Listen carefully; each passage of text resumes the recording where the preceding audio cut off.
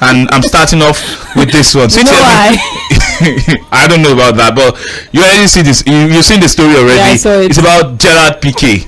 Now, Gerard Piqué once again hogged the limelight as he, alongside his girlfriend Clara Chai, were allegedly thrown out of a Japanese restaurant in Barcelona. The pair were seen leaving the restaurant as videos and reports emerged on social media appearing to confirm the development. Piqué broke up with his former longtime girlfriend Shakira and started dating Clara Chai almost a month back. Now, the former Barcelona defender, however, probably didn't see this coming when he was allegedly asked by the owner of the restaurant to leave the place with his 23-year-old girlfriend. And according to multiple reports, yes, on the incident, the owner happens to be a fan of Piqué's former partner, Shakira. Yes, my queen. So, I would like to know the name of the restaurant so I can visit there the next time I'm in Barcelona. now you want to go to the restaurant? Yes, I can visit there, to offer my support to a fellow Shakira fan. Wow. what do you make of this, by the way? Hardcore fan. I mean, might have been a business strategy because it worked out apparently. Yeah. If the guy had just gone in and ate, news. But now business has gone up. He's become the guy that turned away Piqué from his restaurant. A smart thinking man. Even if he's not a Shakira fan, which he is, but even if he's not, it's a smart business decision at the end of the day. So yeah. I have to say though that like, I have zero care for this story whatsoever. I know you have zero care. When people were in the story, was so happy. Was it the peanut butter wala? It was not. It was strawberry jam. Strawberry, okay. Yes. Okay, let's move on to more sporty stories now, and let's leave Gerard Piqué alone. Now, this is concerning Real Madrid, and we hear that Real Madrid will reportedly prioritize the signing of new forwards during the summer's transfer window. Los Blancos have been relatively quiet in the last two markets, only bringing in Antonio Rudiger on a free transfer from Chelsea and Aurelien Tchouameni in a big money move from Monaco. However, Carlo Ancelotti's side are expected to be active in the middle of 2023, with the club potentially allowing a number of players to leave the club on free transfers. Nacho, Mariano Diaz and Dani Ceballos are all out of contract at the end of June, while the same can also be said for Karim Benzema, Toni Kroos, Luka Modric and Marco Asensio. And Real Madrid continue to be linked with Borussia Dortmund's Jude Bellingham, but according to the Athletics, the club will prioritize the signing of a new forward ahead of the 2023-2024 campaign. And one name comes to mind, Kylian Mbappe. And for some of these players that their contracts are expiring this summer, Toni Kroos has made it really open that is either he continues at Real Madrid or he retires at Real Madrid. But one thing is certain: if what you think you saw from Chelsea in January is a money spinning window, Real Madrid might just be on their own way to start spending. No, I doubt it. Real Madrid do not spend like that anymore. Let us specify that. But yeah, they already have a good squad. Really, they are down to the bare bones in the forward areas, and that's where I expect Mbappe has been their choice target. He's been the player they've wanted this whole time, and they could not get him due to intervention of the president, the French and Qatari rulers, and pretty much everybody in Paris begging on their knees and making Kylian Mbappe the de facto club president as in addition to his playing responsibilities. But that aside, Real Madrid's attacking options beyond Vinicius, Benzema and Rodrigo, those are their starters. It's not strong enough? Not strong at all. Mariano Diaz is barely a football player. I am telling you. Like, I don't know how that guy is playing football, let alone play football for one of the biggest clubs in the world. Whenever Benzema is injured, what exactly do you mean by one of?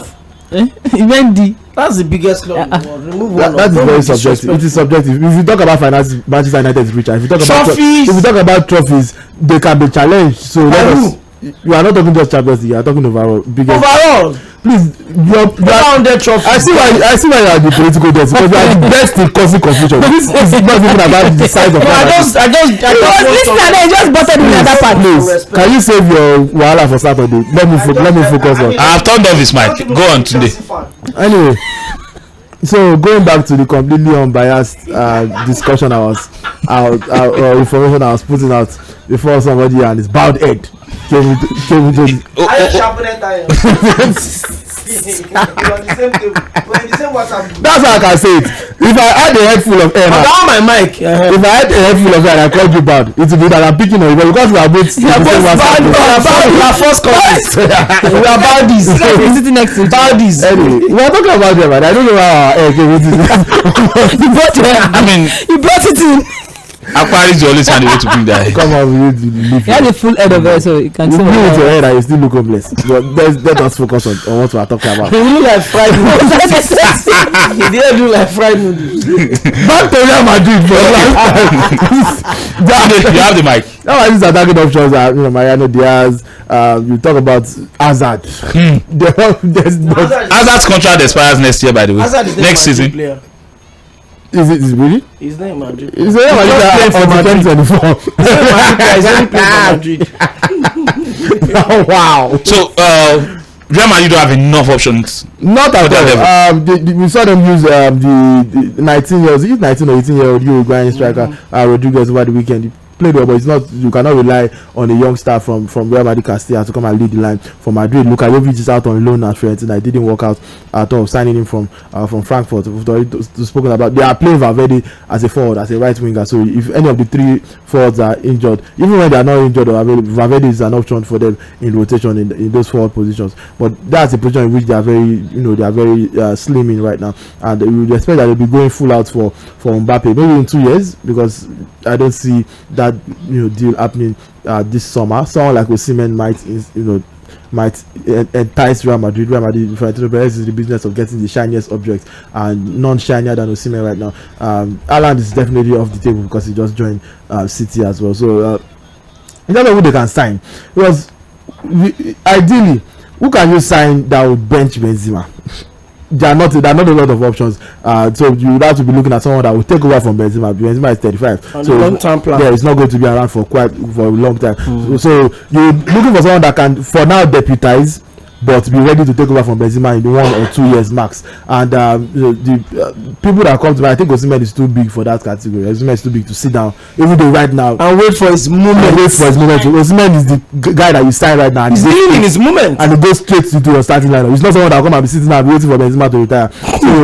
So someone like, say, Benjamin Sesko of Good enough, but he wouldn't mind sitting on the bench. Yeah, so he will play some games, and everybody knows that whenever Benzema is done, this is the guy that steps up. So, and they also need a right winger. Rodrigo is doing a decent job. Well, it's very predictable. Extremely predictable, and also they don't have options in that position at all. Fede Valverde plays there, so you said Salah signed a new contract. I actually was rooting for when Mane left. I was hoping Salah would not sign a new contract and he would go to Real Madrid. I think he would have been a perfect fit. He would have been the perfect Ronaldo replacement. It's just as goal long, provide them a lot of width and just put goal contributions instead of goals and assists from wide areas, which they expected that Hazard would do. But he has come in and been an Hazard to the team, unfortunately. So Real Madrid. Coming from someone that has Kayavas. Okay, moving on today. Thank you so much, Triple.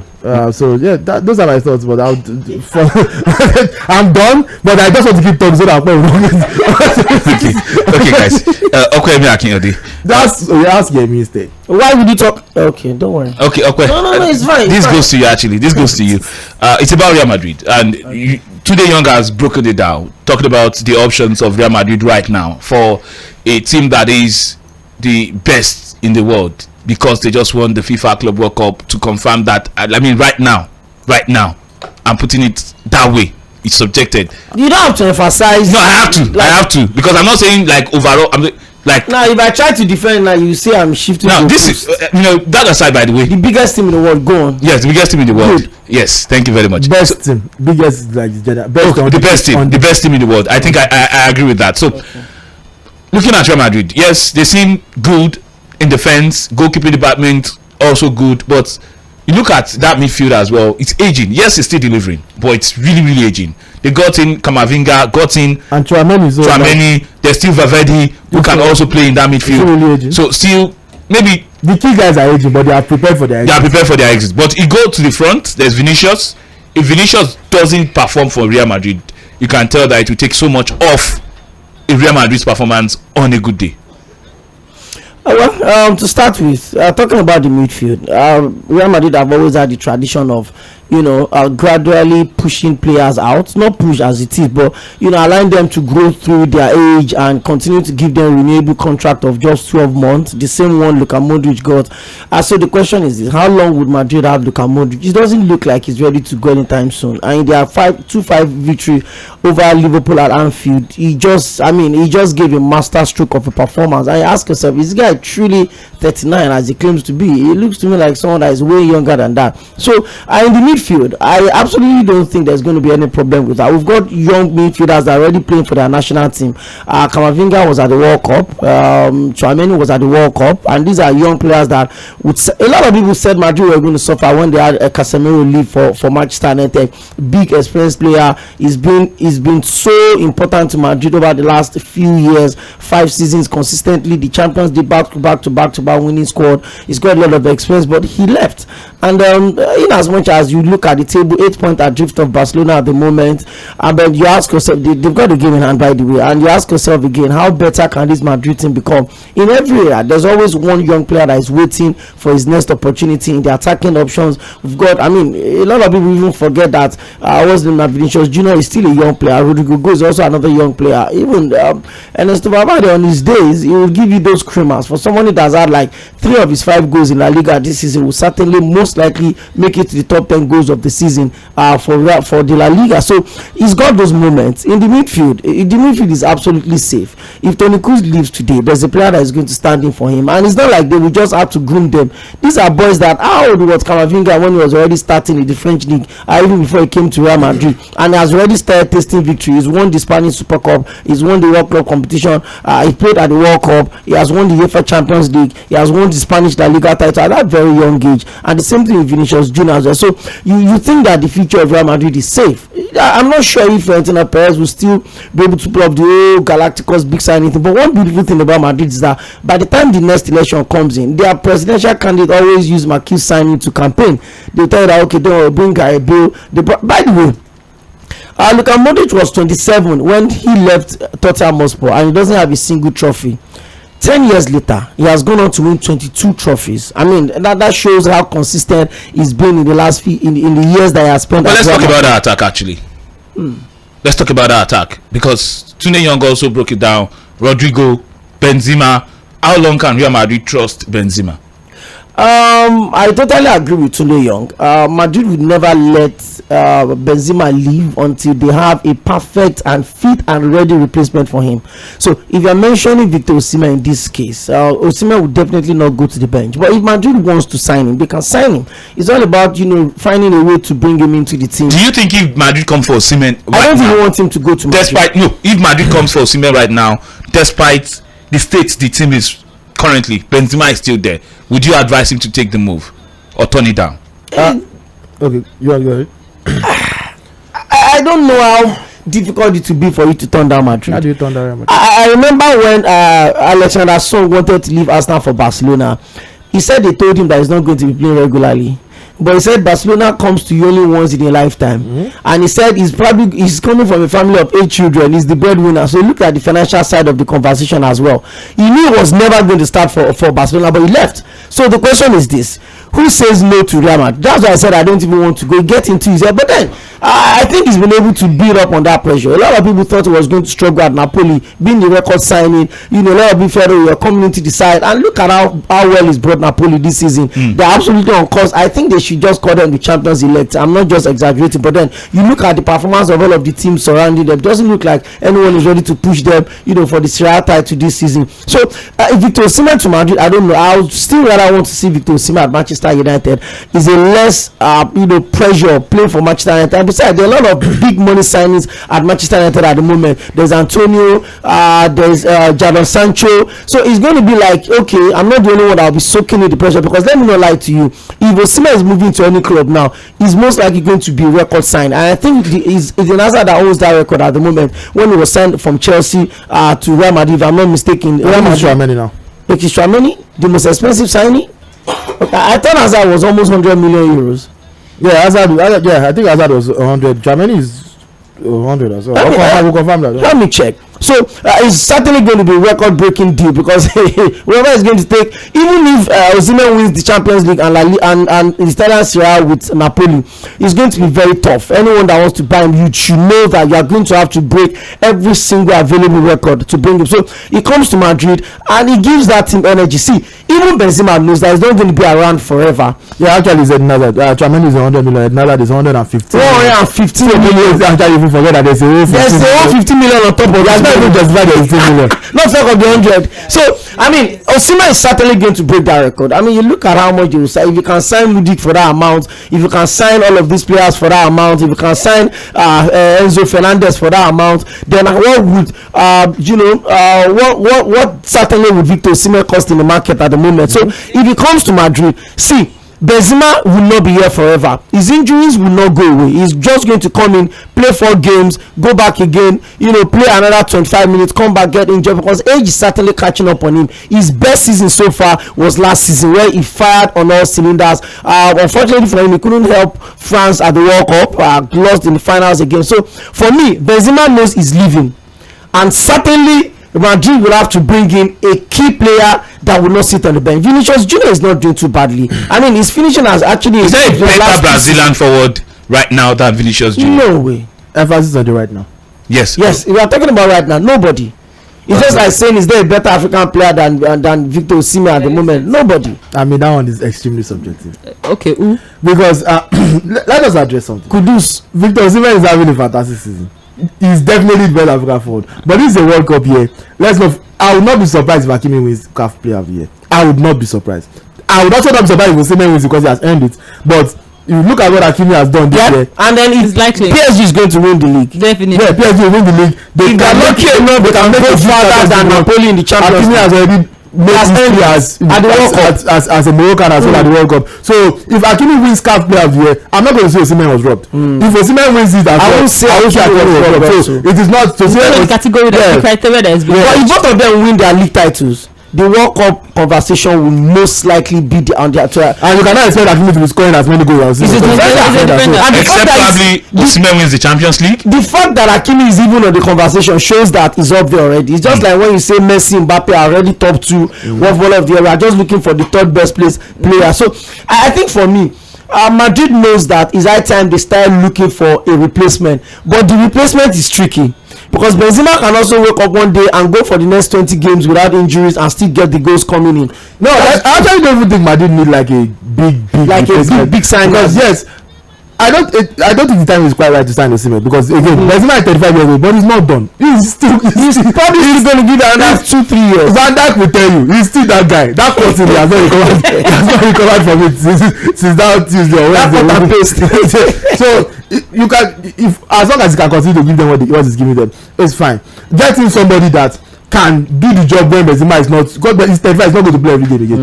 Look at someone like fitness issues as well. Like Marcus Thuram now. Marcus Thuram is going to be a free agent at the end of the season. And he wouldn't mind being on the getting fringes at Real Madrid. Marcus Thuram will bite your hand if you offer him a Real Madrid contract.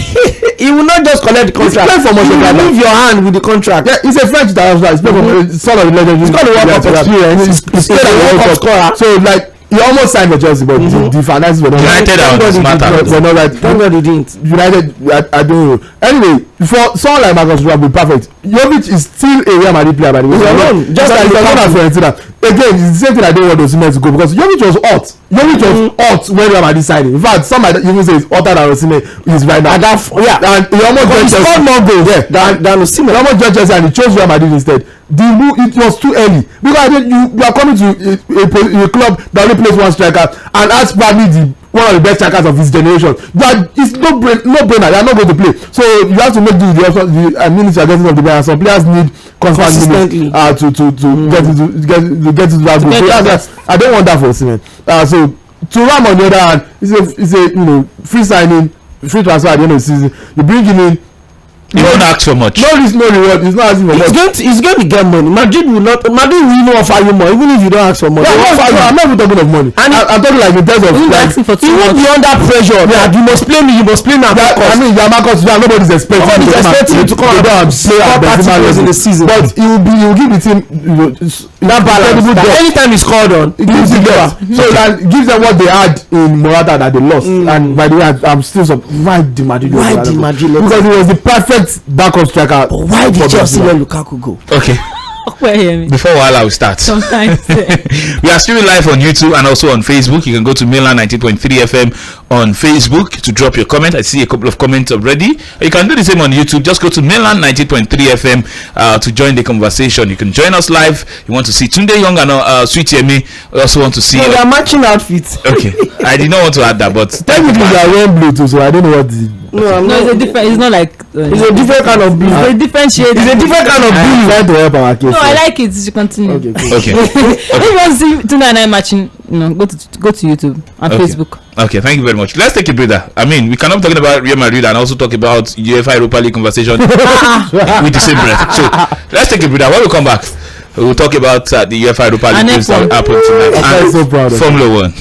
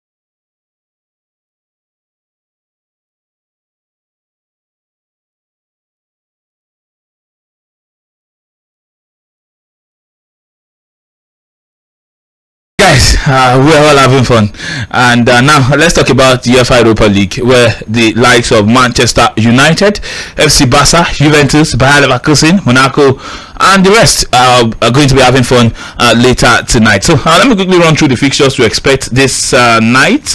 By 6:45, of course, Midtjylland will be in action against Sporting CP. Also, Monaco will be in action against Bayer Leverkusen as well by 6:45 p.m. By the way, the game between Midtjylland and Sporting finished 1-1 in the first leg. So the second leg will be played tonight. The same Monaco against Bayer Leverkusen finished 3-2 in favor of Monaco in the first leg. The second leg is tonight as well by the same time, 6:45 p.m.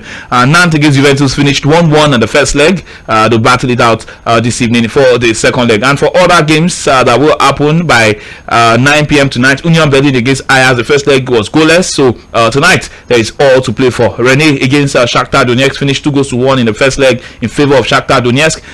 There's still so much to play for in that game later tonight. And also AS Roma, they lost in the first leg to RB Salzburg by 0-1. Tonight by 9 p.m. they will look to overturn the 1-0 defeat in the first leg when they take on their opposition in that one. Talking about RB Salzburg from Austria. So the biggest one tonight, no doubt, is Manchester United against Barcelona. And for Manchester United, a lot of things could go in their favor because as we're speaking, Manchester United, yes, by the evening on Sunday, March 5th, United could be Carabao Cup winners and also could have advanced to the UEFA Europa League round of 16, could have advanced to the FA Cup quarter final, and also remain in the Premier League title race. That is if everything go in their favor. I'm talking about Manchester United, but there is a very, very big task that they must deliver tonight, and it is against FC Barcelona. The first leg of this tie finished 2-2, a game that had both teams at their moment. United at their moment, also FC Barca at their moment. But at the Old Trafford, this United train seems to be moving very fast, like a bullet train. Will they be able to get the job done tonight against FC Barcelona? Yeah, first of all, Triple, before I progress with this game that you're asking me of, I want to gloat a bit because somebody called on the show yesterday. I said, "Okay, should be on Porter's contact. Want." But I'd like to remind you that I told you to carry Inter Milan 1-0 correct score. Did I say it? Yeah, you said it. And that's it. And I aligned with you. I said it's going to be a slim victory, 1-0. Now it's not the time. No, you said 1-0 or 2-1. I remember you said 1-0 or 2-1. That's not the correct score. I didn't say 4-1. Like you had double correct scores could not have happened. Yes. The most important things are one of the correct. About Jegilano, just as Thank you. So I'd just like to bask in, Okay, now let's talk about the small boys in the Europa League. Congratulations for that. Anyway, Manchester United. I'm actually, I'm in a difficult situation because, like, analysts aside, I'm going to be as objective as possible. But in my personal life, as a human being, I'm still young. There are no clubs that I despise more than these two. I hate them and their fans. But as an analyst, I'm going to tell you that I actually think United are, better suited to win this game. Not because they're the better team. It's just styles make fight. So it's not like Manchester United are the perfect team to counteract Barcelona's exact style of play. Barcelona play with extremely wide wingers. Use whoever it is they play, Dembele and Rafinha. They keep them extremely wide and they play with inverted fullbacks to attack the space in the middle and move Pedri and Gavi as auxiliary wingers. So when Pedri and Gavi are playing as inside forward, the actual wingers and inside forwards are playing as wide men, as their fullbacks, and their fullbacks are inverted as midfielders. So it's a screwed up shape. Lovely to see if it works out. A lot of times in European football it does not work. It's working out so well in the league, but against teams that know what they're doing. And United is one of those teams because they are extremely quick in transition. So this matchup favors United, especially with what we saw Ten Hag do in the first day, playing Vegas as pretty much a 10, even though Vegas started up front and Rashford was listed as a left winger and Barcelona was expecting Rashford to play there, so they played around there to counter Rashford's strength. But instead Rashford played centre forward and Vegas was played pretty much as a 10. So Vegas was just being the creator, standing there, and the balls were bouncing off him and creating chance after chance for Rashford, and you cannot counteract Bruno Fernandes's strength as well. So I think everything is perfectly suited to Manchester United favor. They are on course for another magical night at Old Trafford. We've seen so many of those, and so United all the way. Although I have to stress, the last time they beat Barcelona in a competitive game was in 2008. That 1-0 with Paul Scholes. So they are not particularly lucky against Barcelona. So, but I have a feeling for them tonight that at the very least they qualify. When they don't win the game, you can qualify without winning the game. You can win on penalties. There are no away goals again, so don't think that you can just come out and play 0-0 and you actually have to come out and try to win. But maybe extra time, maybe penalties. I see it going United's way today. Okay, Juve also will be in action tonight, and of course that game will be against their opposition. Yes, against Nantes. Yes, that's the opposition they are playing against. The first leg finished 1-1 for Juve. It's a big hurdle for them out there in France. Now they have to get it done. The job they could not finish in Turin, they have to get it done in France tonight. Well, there's no away goal again, so it's almost like both of the games are going to be played on neutral ground, however way you look at it. And Juventus, obviously, the 15-point deduction is certainly had messed up their title challenge. They are obviously out of it,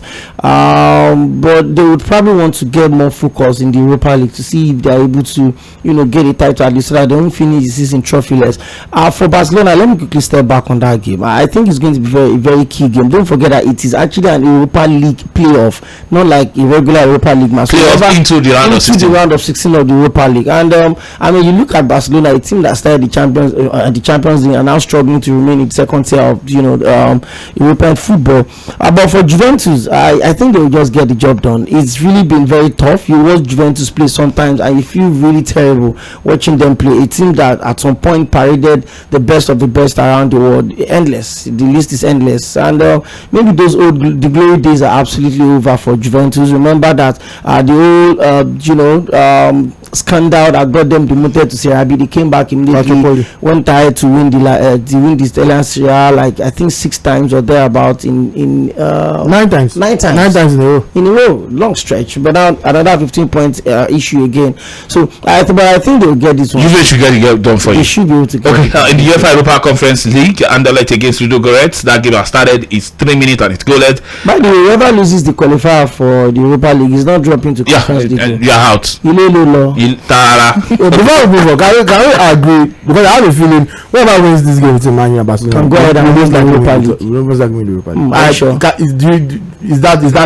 I don't think so. That quite big team. I mean, Barca were they were the team you expect to win the UEFA Europa. Was that last season or last 2 seasons? Last season. Before they lost to Frankfurt. And you would not see Frankfurt against Barca. And you will never even forget how Camp Nou was literally turned to Frankfurt's second home. The Barcelona players said they came out and they were not sure where they were, whether it was Camp Nou. So one thing I think the Europa League does is that it gives us surprises just as much as we get in the Champions League. It's just that with the Champions League, it's about the big boys. In the UEFA Europa League, it's not about the entire boys.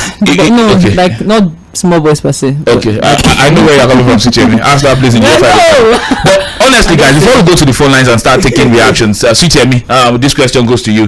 Where do you think the shocker will come tonight? If Roma gets knocked out of the UEFA Europa League, I don't think that's a shocker. You don't think it comes as a shocker? I think it's the Union Berlin Ajax game that would be probably a shocker if Union Berlin wins the game. The first leg ended in a goalless draw. So if Union Berlin are playing at home, if they get a win against Ajax, I think that would be a shocker. But Union Berlin are not doing badly in the German. When you look at the name, they're doing really, really well. So Union Berlin, I think getting a win, I think that's what they. Okay, thank you very much. Let's take reactions now. 0913-600-0410 is the number to call to join the conversation. You can send in your text messages via WhatsApp or via SMS to 0913-600-0430. And we are streaming live on Facebook and YouTube. You can go to Facebook, Mainland 98.3 FM. We are streaming live right now. You can drop your comments right there as well. I will take your comments. You want to see Tunde Young? He's just feeling himself. I mean, when you look good. Two finger. Okay, moving on. By the way, I'm curious about where that was going. He was smart enough to quickly cut it. Okay, let's go to. You can go to YouTube before we do Adunia. Okay, their mics are up now. You can go to YouTube as well. Mainland 90.3 FM on YouTube to join the conversation. Okay, let's start from Facebook. We got some comments on Facebook.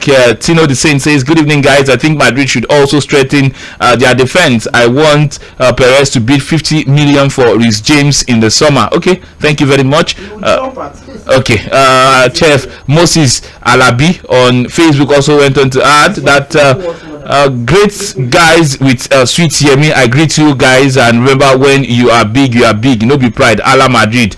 Tumuloro Shikoya says, I would like it if you guys could talk about the Premier League and the La Liga one day, on which one is better. I'm a Manchester United fan, but I think La Liga plays better football. Don't worry, that argument is not for today. There's no time on the show to have the argument for today. I just enjoyed the one you like. Well, let's go to YouTube right now before we go to the phone lines as well. Stephen Ben on YouTube. We are streaming live Milan 90.3 FM on YouTube. So Stephen Ben on YouTube says the only striker. Okay. Juventus they scored against Nantes just 5 minutes into that one, and it's Angel Di Maria who has given them the lead in that game against Nantes in the UEFA Europa League playoff round to get into the round of 16. So now on aggregate, Juventus now lead that one by 2-1. So back to the comments. Steven Ben says the only striker Madrid can bring down is Vlahovic. He fits perfectly well to the Madrid system. Okay, Ziggy Joe says, wow, nice to see the beautiful sweet Yemi. Sweet indeed. Repping the Gunners always. Love you big time. The Lioness in the building. Thank you very much for your contribution right there. Ziggy Joe also went on to add that Manchester United should get the job done. Getting that draw is a big advantage away from home, so they will conquer. I think Ishola Olasukomi on YouTube says, nice to see you guys. Also went on to add Manchester United to win tonight. So let's go to the phone lines and we'll come back. Yes, to WhatsApp and SMS. Hello, good evening.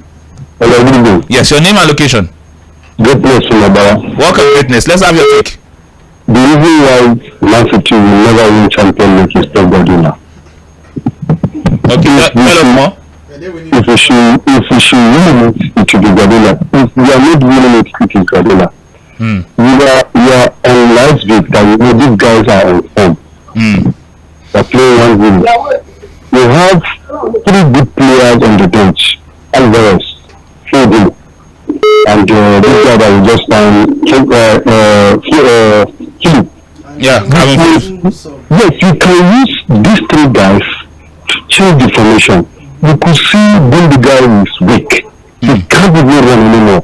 All right. Ramirez can't even run anymore. So you fought Pep Guardiola for yesterday's results. Haaland can't even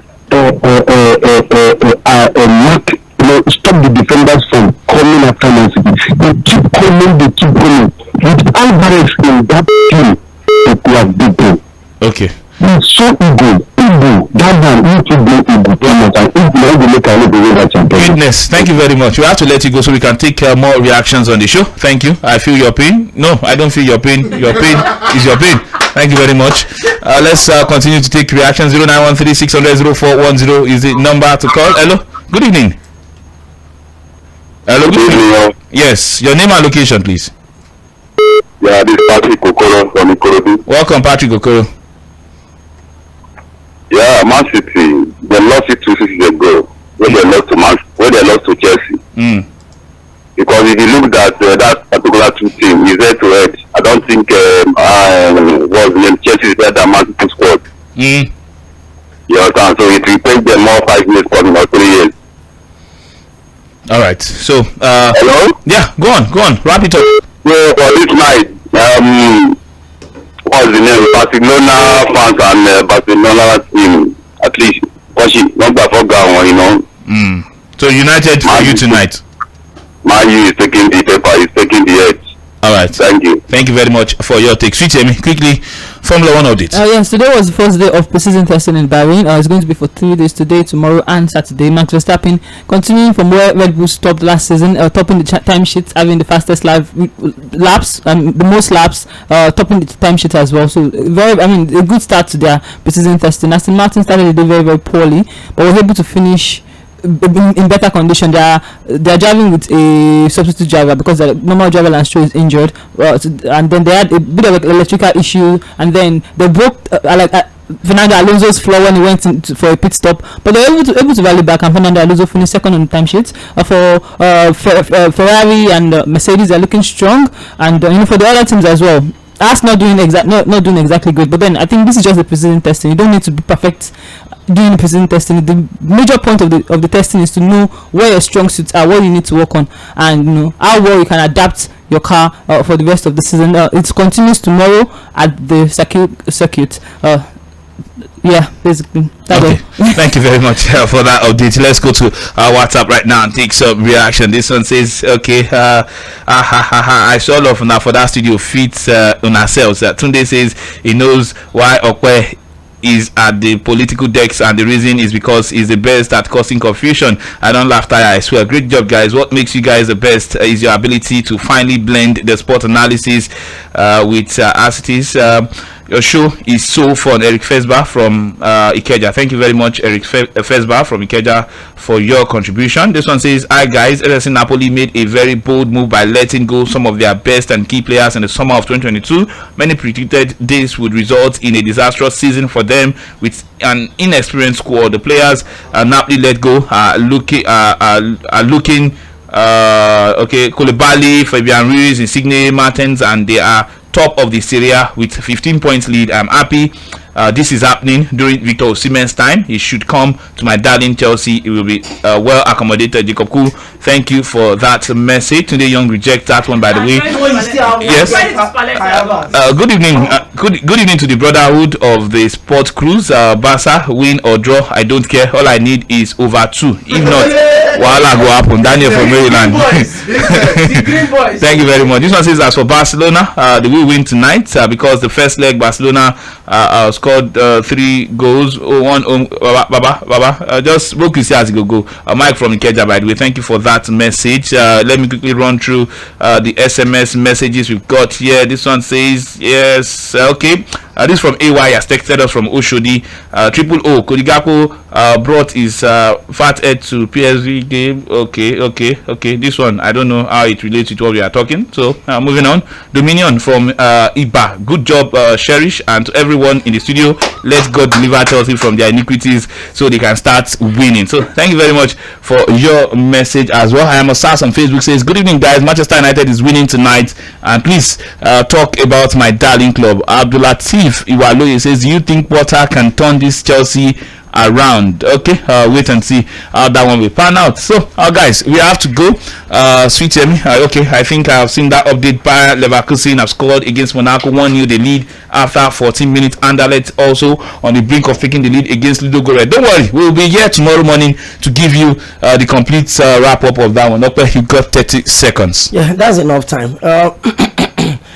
I want to send a very quick birthday shout out to my friend King Daddy. That's what we'll call him. Tokwe follower. Thank you very much. I wish you long life and prosperity. Big wins, more wins for you, King Daddy. Happy birthday to you. From every one of us on the sport desk of Mela 98.3 FM, we say happy birthday. Okay, thank you very much. Happy birthday to you right here on the Sound of Lagos. Guys, we have to go. We'll be back tomorrow morning for Sport Update by 6:30 a.m. Stay tuned to Mainland 90.3 FM.